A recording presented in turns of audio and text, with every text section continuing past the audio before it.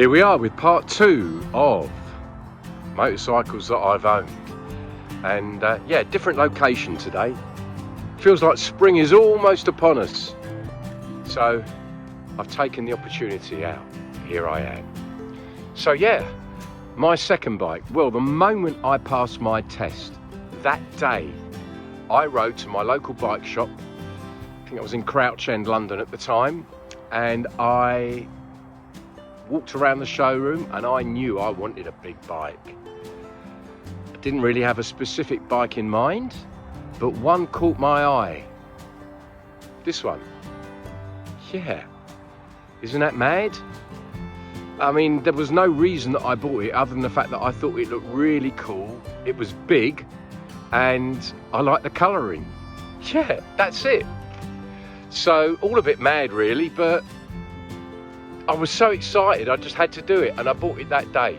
And oh my word, I chopped my bike in PX, and the first thing I did, I left that shop and my legs felt so splayed, and I had this feeling that something was pushing into my sternum, it was the petrol tank.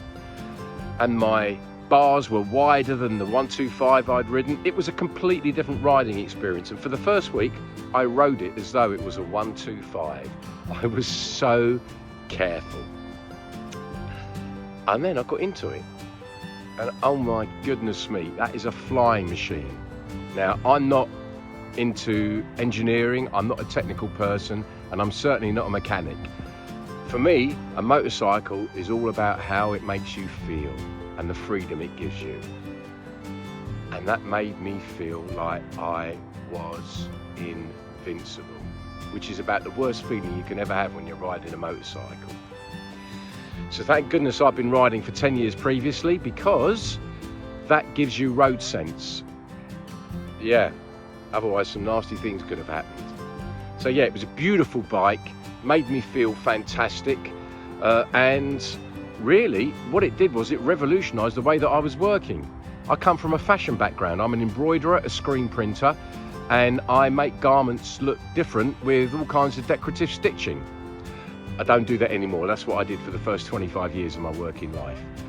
And so I used to use factories, and I would have to find them in East London and North London, and they were always in alleyways or very, very difficult to approach industrial estates where cars and vans were littered, parked like they were abandoned. So I took my bike and it absolutely changed everything. It gave me so much more time, because although the 125 allowed me to get from A to B, it had no acceleration.